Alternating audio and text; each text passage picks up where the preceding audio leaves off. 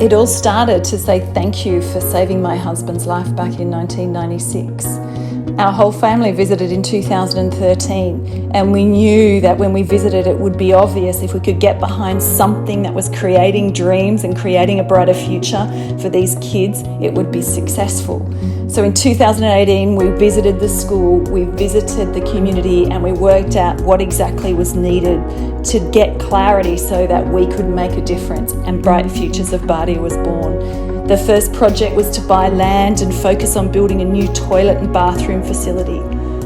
That was the most important thing we could do for that community immediately. We made our own bricks on site and we set about building that facility for the kids. It made a huge difference.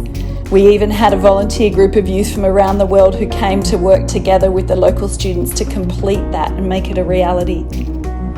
And then what was apparent was that the old bamboo classrooms needed replacing.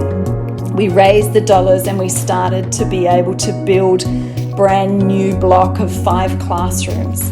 It was no longer necessary for the kids to be in these hot, uncomfortable, incomplete classrooms. The digging started by hand and new classrooms got underway. The local community were all there employed in order to build what was necessary for these students.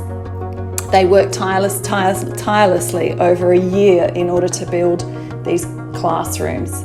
They loved having the international students there volunteering to teach them and share and join in. And the build continued whilst that was happening. It was a totally different experience. The kids were getting excited. They could see the new classrooms going up. And when they were finished, it was an entirely different learning experience compared to what they were used to. Then we realised it was necessary for us also to go ahead and renovate the existing classrooms. So that's what we did. We remodeled, we renovated with rendering, we installed windows, we did paintings, we replaced desks and chairs and benches, we put up whiteboards. And in 2019, a volunteer team from around the world came to support us in painting and finishing some of those classrooms, which made it phenomenally beautiful for those kids in which to study. It was a whole different possibility for the students and for the teachers to have such classrooms.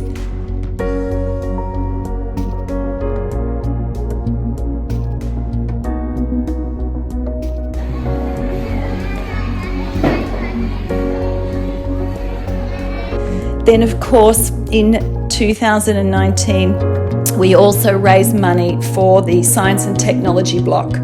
This meant we needed to demolish 3 classrooms in order to make way for the new building, which would have a library, early learning centre, science lab and technology lab. Of course, as we know, in March 2020, COVID stopped all constructions, closed our school and halted our efforts on site. We had a lot of things scheduled, teacher trips, teacher training, team of builders coming from Australia, but instead we switched our efforts to support the community to combat COVID, paying for equipment for the local health post and also to provide a doctor and nurses, and we continue to pay that salary today. 2 monsoons, and the last one this year was too much for the buildings to cope with, and those last classrooms of bamboo had to be demolished.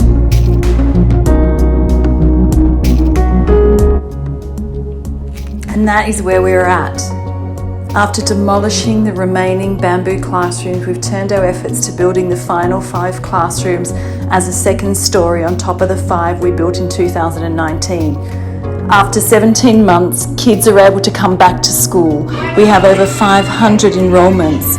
Our construction team are now back on site to complete the building of the Science and Technology block.